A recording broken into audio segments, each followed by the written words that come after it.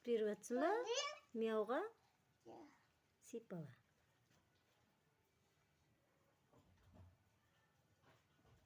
Tespih süt içsin.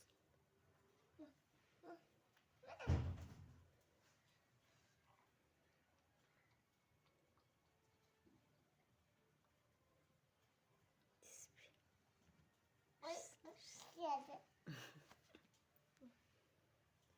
Şey koydu.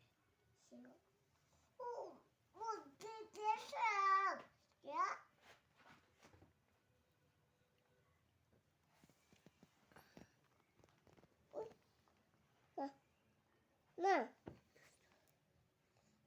Ne?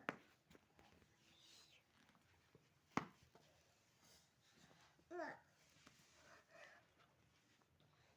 Nerede var ya? Nerede?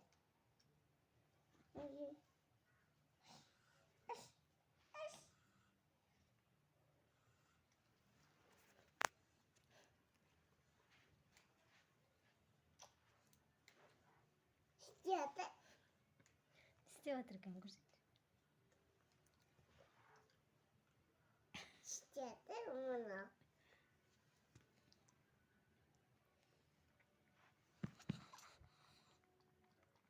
Kızıldı.